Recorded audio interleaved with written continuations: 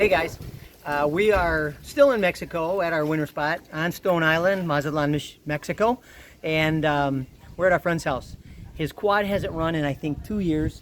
I want to show you how to just test to see is it A, electrical, or B, gas. There's only two things on a combustion engine like this that could be wrong. You're not getting spark or you're not getting gas. So I'm going to show you the real easy way to test both. The first thing real quick to find out if it's electrical is the battery any good? So we check the battery. The battery's no good. The second thing to check is the fuse. Is there an inline fuse? Make sure the fuse isn't burnt out. We check the fuse is okay. So then third, we have to check to see if it has spark, and I'm going to show you in 1 second how to do that. Okay, so I'm not going to tell you this is the same on all quads, but on this particular quad, which is in Italica, it's in Italica. It's a brand sold here in Mexico. Down underneath the front right tire is where the spark plug is. So this is the spark plug wire. So what we're going to do is check to see if the spark plug is any good or if the coil is bad, which means we won't get any spark. So I'm going to show you how to do that.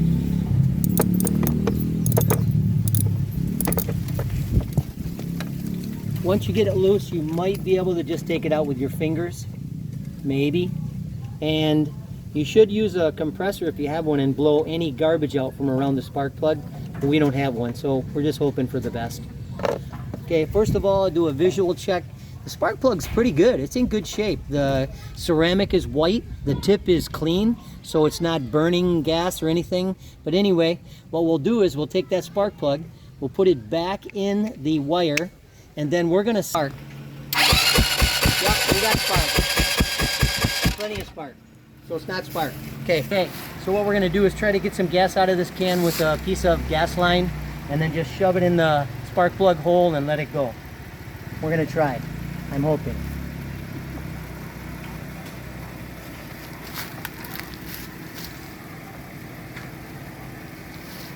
I think I saw gas in the can. Yes.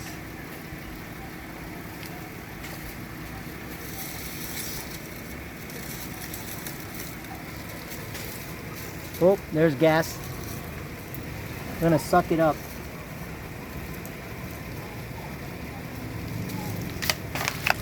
Be careful, don't suck gas into your mouth like I just did. That's really gross tasting. So we're putting the hose down inside the spark plug hole. Come on, go in the hole. Come on, go in the hole.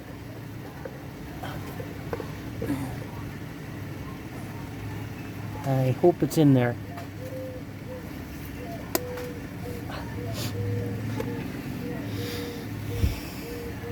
Okay, take a break.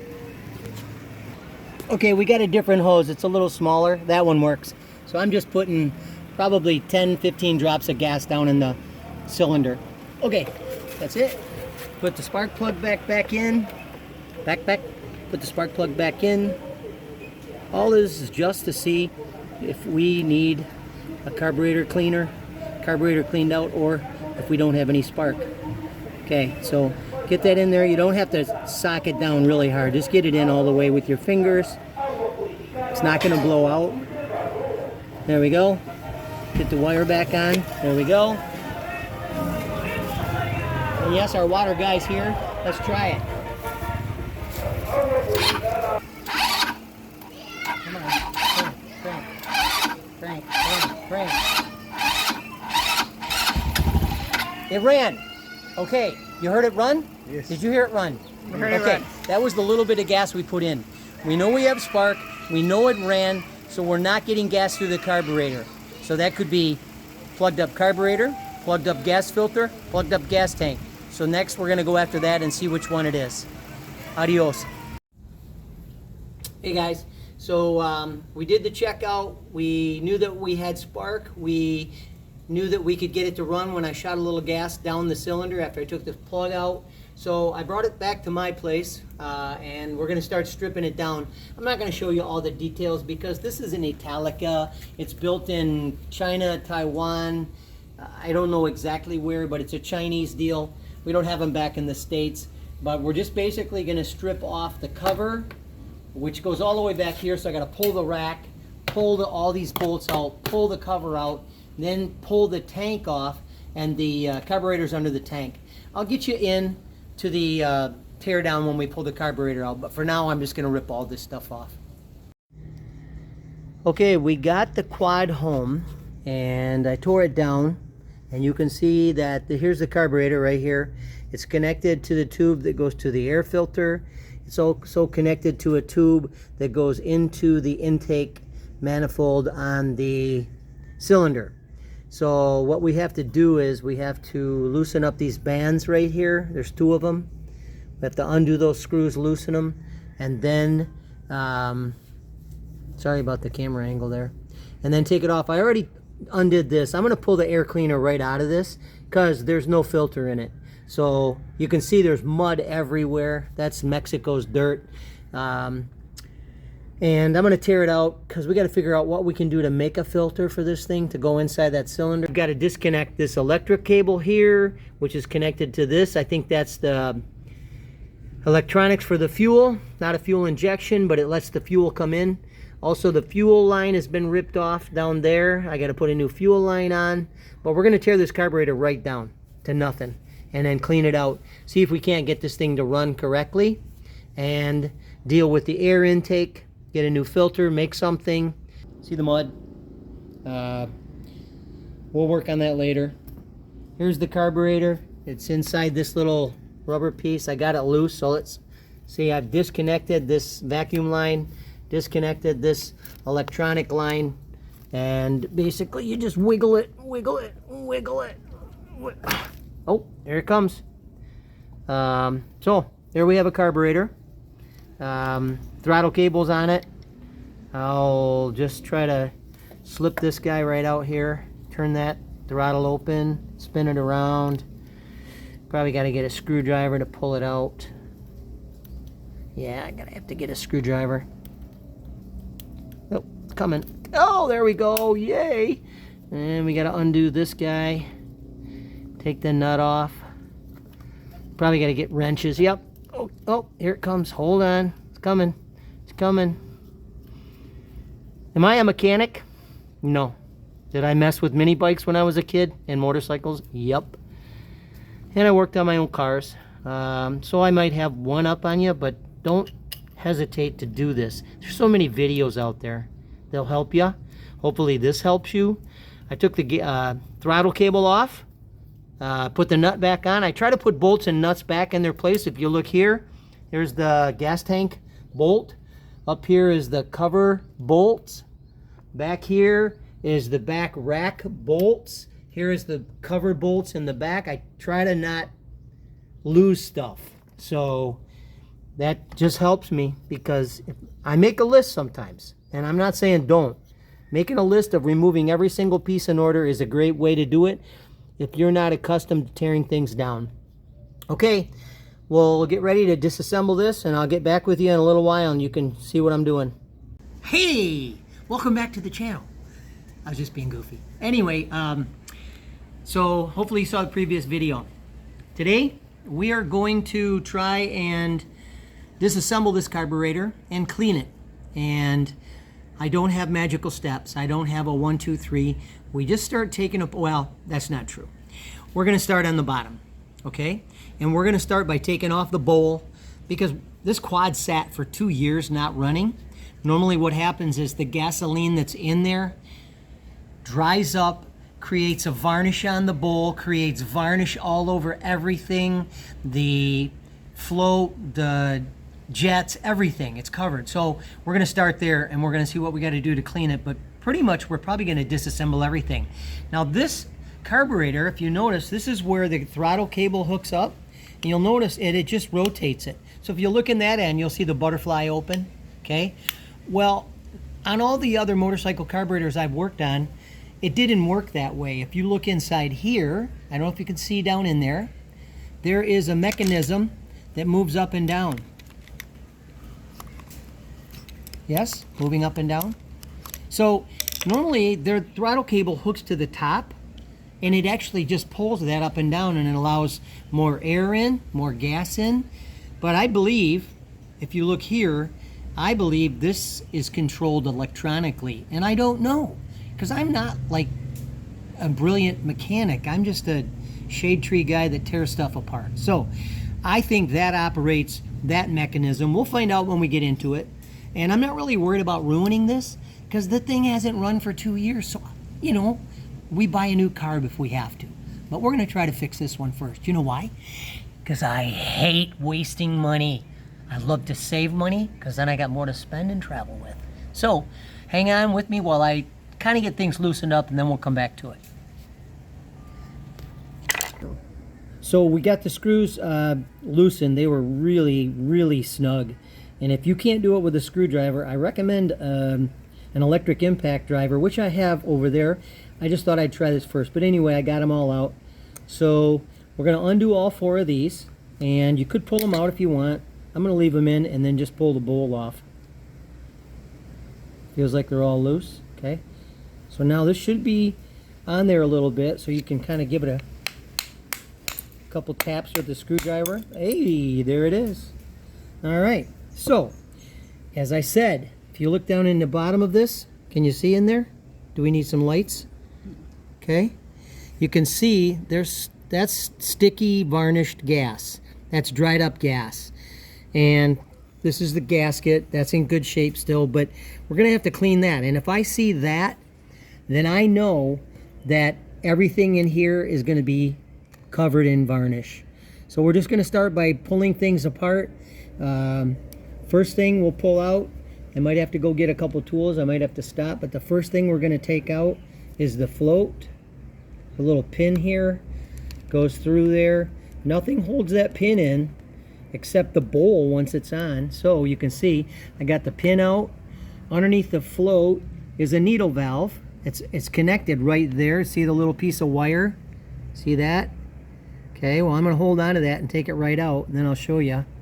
Okay, there's the needle valve. It's got a little rubber tip on it. That's to shut the gas off. This allows the gas to come into the bowl to feed the carburetor. That's the whole point of the bowl and the needle valve and the float. It's a plastic float. That's a good thing.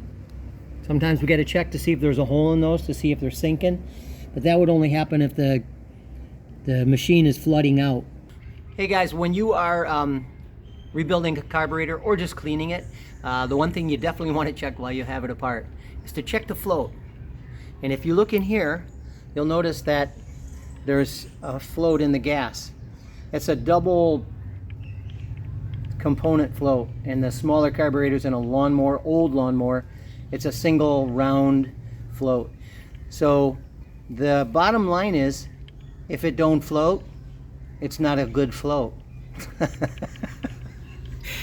If it don't float, it ain't a float, but it's a bad float. Okay, so here we are. So now the next steps will be to remove things like this right here. It's a jet that allows gas up in there, so we have to get some more tools, but we're going to take that out. And what I'll start doing then is I will get my air compressor and we're going to just start cleaning, and we're going to try to free up any holes, orifices, any gas inlets that are plugged up. So I may have to go buy some carburetor cleaner, but for now we're just going to disassemble. So hidey ho there, neighbor. Anyway, I want to say something before we really get into this, because if you haven't done this before, do not be afraid. If your scooter, your quad, if it's not running, you can't hurt it.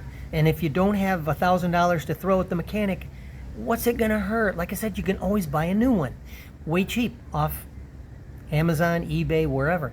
But what I want to tell you is this, and I do this still, even though I've torn things down. Take a look at this.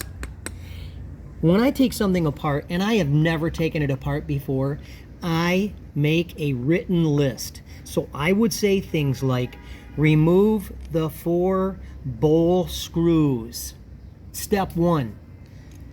And then I would say step 2, remove the bowl.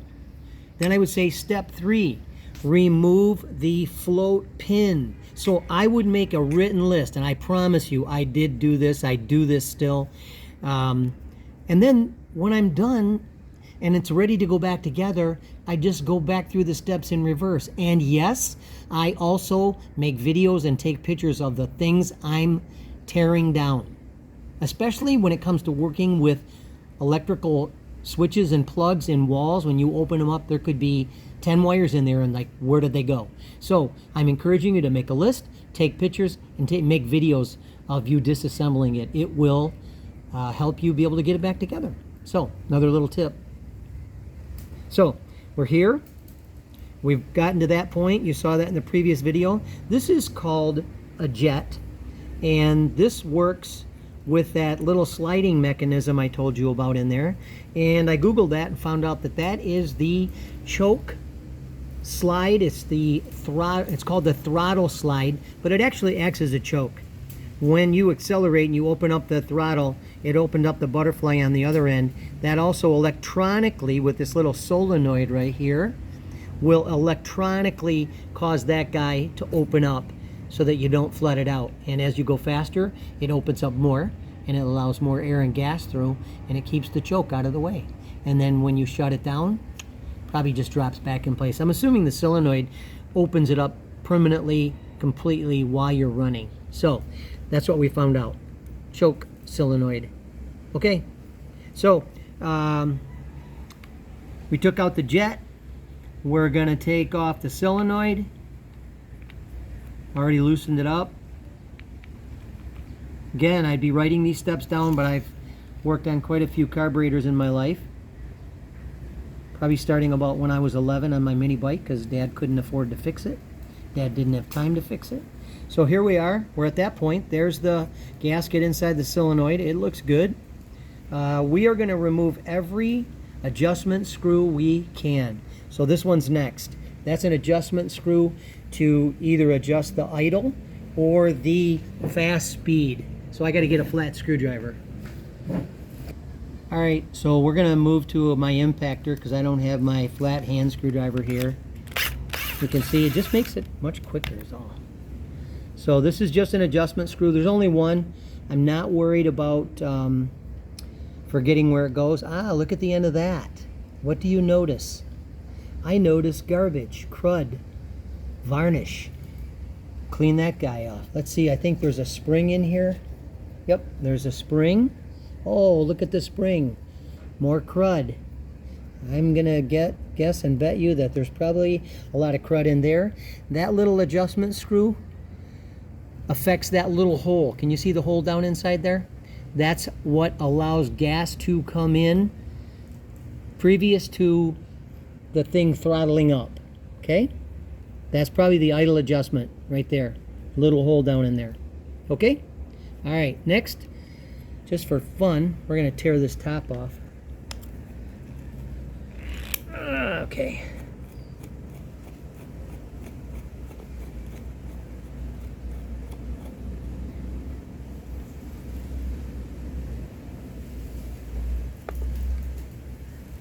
Things have changed a lot in 50 years. When I take things apart today, like string trimmers and other small engines like that, they don't want you fixing them. So they try to make it so you can't do any work on them. But if you watch some of the tricks that we've learned, we show you how to get in it. So here's the spring that operates the choke. We're going to pull this right out. There it comes. So there, that is the choke throttle, what did we say that was? Throttle slide. That's also the choke. This also allows gas to come up into the carburetor once you open it. This is what pushes the thing back down in. We're gonna clean this up. It wasn't operating too smoothly. I'm guessing more varnish. And if you inspect this little rubber diaphragm, you want to look for any pinholes or anything, because if there are, that'll allow air to leak in, which make your carburetor run like junk. Okay, check the seals, make sure nothing's cracked or broken down here, and it looks like that guy's still in good shape. So we are down to just about everything we can take out. Not going to remove the butterfly, doesn't do any good. Now all I'm going to do is start soaking it in gas and get some carburetor cleaner and start spraying it, hosing it out, and then I'm going to start blowing air through it to get it clean. And that's all there is to cleaning it. I'll show you that in a little bit. Okay, real quick, another thing I want to mention to you is, if if this doesn't go well and we can't fix this, then you'll want to know what kind of carburetor you're working with. So you look on it, look for a name. There's only a few different carburetors, honestly, that they use on these quads. But apparently this one, which is really weird because I would expect it would have been made in Vietnam or Japan. And so they all have, you know, like Makuni. They have Japanese names, Chinese names, Vietnamese names, but apparently this one was made in the good old USA down south. Because if you look at the name, it's called You All, and they only talk that way down in the south. They say, you all come on over, but they're only talking about one person, you. Now, if they want your family to come over, they don't say you all, they say all y'all come on over for some victuals. We'll eat some victuals and some shot cake. That's shortcake. Okay, anyway, it's a U-All carburetor. Never heard of it before. Okay guys, welcome back. We're at the cleaning phase of the carburetor. So I'm going to tell you some of the things I think you really should have on hand before you even get started. It'll help your cleaning go faster. It'll keep it less messy, keep you protected. So let's kind of look at what we got going on. First of all, I have my glasses on. These are my work glasses. I use them as safety glasses, but I recommend you either have safety glasses or work glasses, whichever you have. I think it's still a good idea even to put safety glasses over glasses, because sometimes these are a little bigger than the regular glasses, but in this case mine are pretty big. Why? Because the carburetor spray can blow in your face. I've done it. It's not good. So safety glasses. Rubber gloves. The carburetor cleaner is incredibly potent, and if you don't have tough hands, it's going to burn your hands. It's going to dry your hands out. Same with the gasoline. So rubber gloves. Now as you use these, they could deteriorate. That carburetor cleaner is really, really toxic, and it will just melt certain things. That's why I'm really careful too when I clean the gaskets with it. Next, I have a tub, and in the tub I have one container for carburetor cleaner and one container just with fresh gas in it. I also have a toothbrush because I use that to get down into some small areas and to brush crud off of parts. I also have a piece of stainless steel. This is what we get here in Mexico. Again, I'm at my place in Mexico. But I recommend you get painter's stainless steel. It's even less abrasive than this. And I use this to clean off surfaces like on the carburetor where parts are going to meet up, even with a gasket, and I'll just use that to brush off any big chunks and get loose debris off there. So steel wool. Here's my carb cleaner. Just a typical brand. You'll find all kinds of different brands at your automotive store or even at your box store or at Walmart. Biggie. This is my compressor. This is a blow-off tool. I use this to get every opening in that carb blown out, because sometimes there'll be little pieces of gunk in there I can't get out with a brush or whatever. So I recommend you have a air compressor with a blow-off tool. I put this long tip on. I also have a short rubber tip. Those come in handy too. It gives you a little bit better seal on some of the parts. So this lets you reach down in. Okay, so let's do this. I don't want to spend the whole time showing you every detail or doing every piece, but I'm going to show you what I do. First of all, we take the carburetor, and you will notice in this carburetor there are holes everywhere. 1, 2, 3, 4, 5, 6 holes that are just in the bowl alone. Then you've got where tubes connect. Here's one. This is where the vacuum actuator for the throttle slide connects. That's pretty much all vacuum. That's not liquid, but still I blow those out. There's the tube that lets the gas into the bowl. Okay, here's the this is the part of the carburetor that connects to the engine, the intake manifold. You'll notice there's a hole in there. Okay, here's an overflow hole from the bowl. Down in the bottom, that's where gas comes in for the idle. Okay, tiny little hole. That is controlled by the set screw that goes in here, the adjustment screw. Okay, turn it around. Look at this end.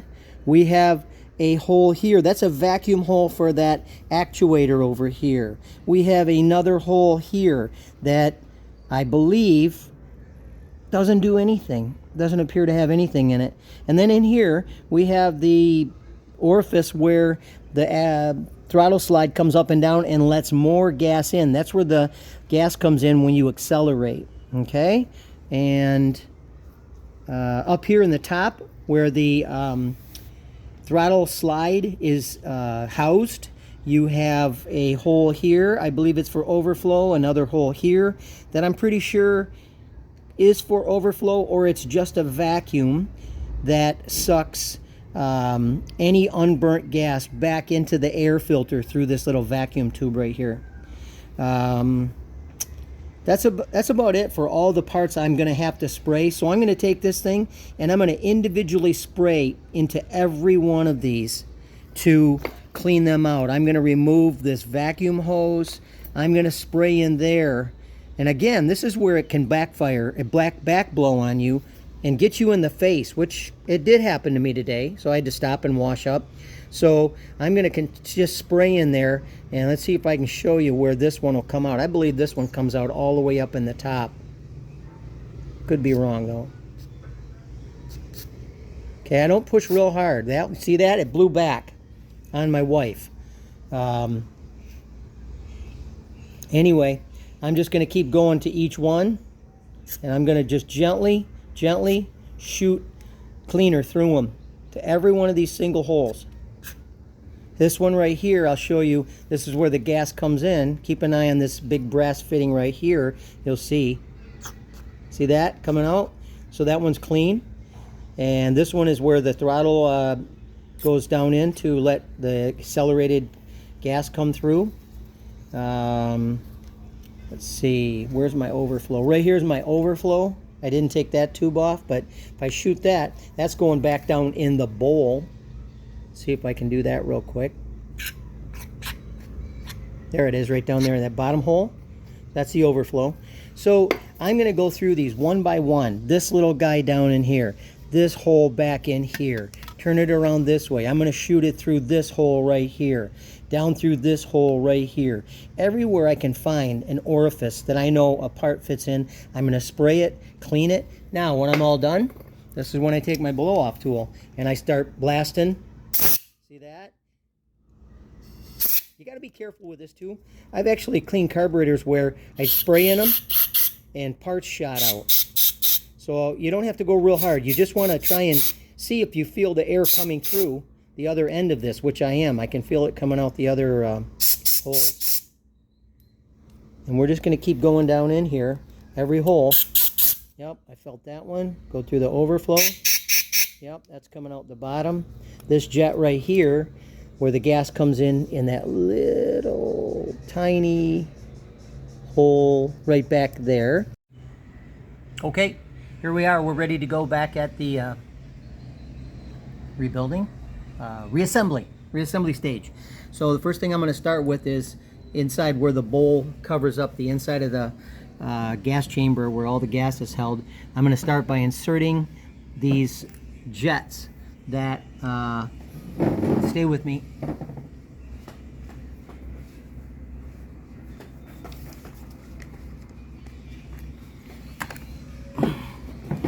These jets go. So I put the small one in, and I'm just going to put it down in there. You do not need to reef these things in, just hand tighten. There's the small one. Here's the large jet. You don't need to lubricate them. They should not be hard to get in. And again, just when they stop, they stop. You're done. So the two jets are in. Let's see.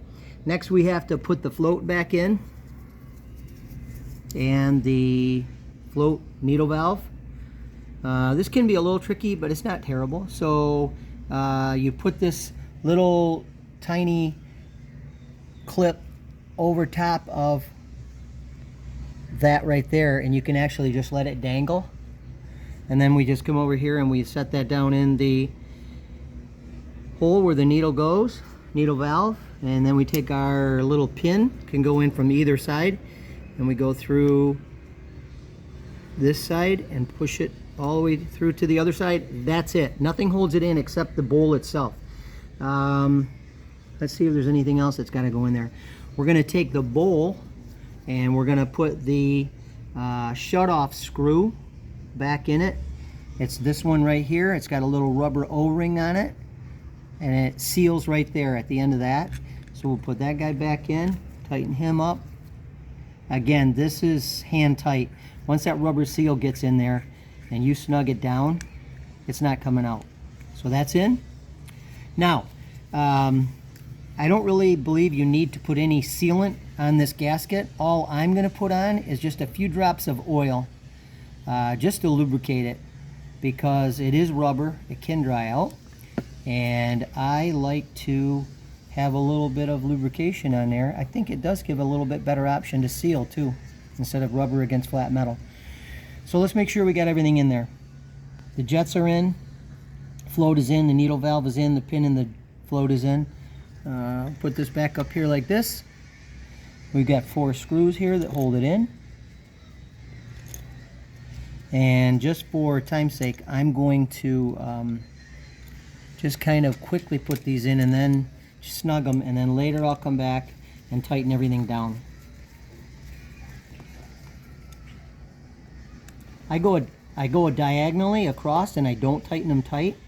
I do that because you're getting equal pressure that way. Instead of doing 2 screws on one side, that means you would tighten down only one side and you'd get the bowl maybe tweaked a little bit. So I go diagonally, similar to what we do when we put tires on a car and you put the lug nuts on. Don't tighten them down next to each other. Okay, that's in. The shut-off valve is in. Next we'll put the little throttle actuator on. So I did take this gasket blew off. I'm going to put a little oil on it. Then we'll get it lubricated. Get it in the right way. You can see that these 2 holes are closer to each other than this one. So you can see that doesn't work. So we go back here. The other thing putting a little oil on does, it helps hold it in place, because sometimes you put a gasket on and it falls out. So let's see, match up our holes. So here's the 2 closest ones, the one further away, 2 close ones. That's these 2. So that means it has to go on like this and not try to put it on like that, which it doesn't even fit anyway. But it's a good thing to make sure. All right, 2 screws go in here.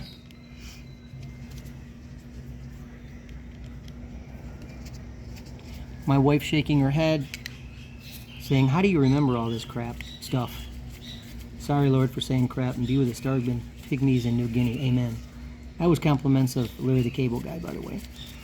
Anyway, you just do this over and over. You just do it your whole life, and you just remember. And this is what I have a good memory for. Tell me your phone number, tell me your name. I won't remember in 5 minutes. All right. So here we go with the throttle slide. So this is so smooth and clean the way they build this. It should just slip right in. Really no need for oil. I'm just going to put a little oil here where the rubber piece sets in, and that really is just to help it seal and to hold it in place. You'll notice this guy has this little bump out right here. That drops in this space right here. So as you put this in, I push the seal down. It's going to pop back up on me, but then you just have to carefully try to find the center and slide that in, and if you do, it'll slide in just like that. Okay? Get a little bit of that oil on top of the gasket. Okay? Next the spring goes in, and then next this guy goes in, and this is where we got to be careful, because when this pushes down, let's see if I can show you, push this down, boom, see how the rubber popped up? We have to make sure, we might as well leave it down, we have to make sure that stays in the groove before we start tightening, because if we don't and we crank her down, we could squeeze that gasket out, not making it seal, and tearing it. So you can see I just carefully push that screw down in there, get that in place. Then I have to locate the screws that hold this whole thing in place. I remember now one has a little retainer thing on it. Oh, I also remember that the other one, I didn't tell you that I was able to salvage a couple of the hoses. this guy has to get spun this way because he comes around like this, and this actually holds a little retainer clip on the hose over here, and it's moved a little bit, so we just bring that over there, get it in place, get our smaller screwdriver. This is a Phillips, by the way.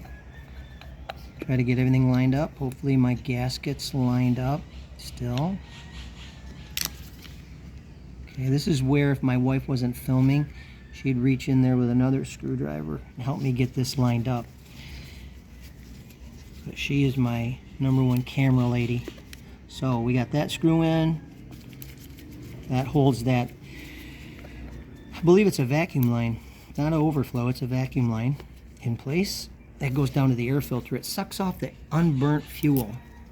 Then this guy comes in over here and goes here, like so. And that's going to hold another tube, which I don't believe was on it when I took it apart. So we'll figure out what that is later. Oh, I got my glove under there. Help, let me out. Oh, there. Okay, now you can kind of do a visual inspection here just to see if any of that gasket's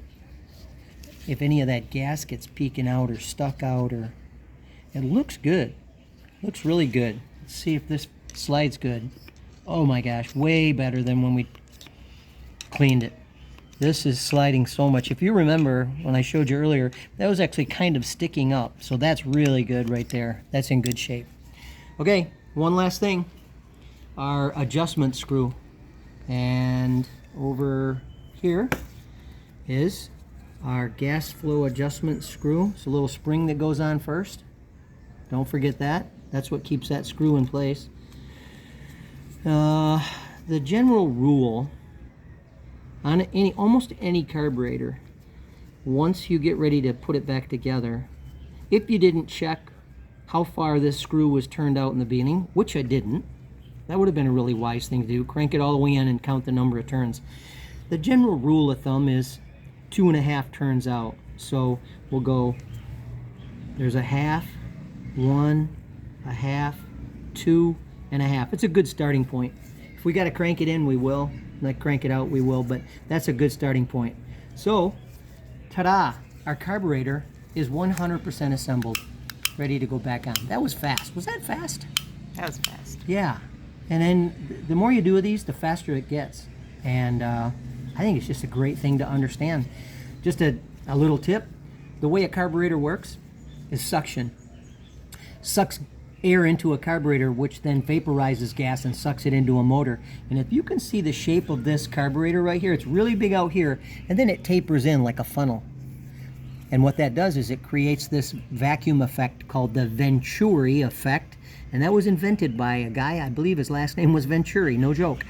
And so he learned that it's more efficient for a carburetor to have this shape right here, and it creates a better vacuum and a better atomization of the gas molecules into a vapor, so it's more efficient and it runs better. So the Venturi effect is what allows an engine to run. All right, we'll be back with you in a little while after we get ready to put this thing back on the bike. I gotta go buy some hoses and we'll see if we can't get it fired up. Hey, I'm not going to show you how to put this thing all back together. If you took pictures, if you made a list, then you just reassemble it in order in reverse and you'll be okay. But definitely have your friend, wife, kid shoot a video while you're doing this so you've got some info to get it back together. So I think it's a wrap. If this helped, if it helped you fix your quad, if it got you more brave, if you're more ready to dive into other things, then hit the like and share button, and stay tuned because there's going to be a lot more videos coming. So thanks for watching.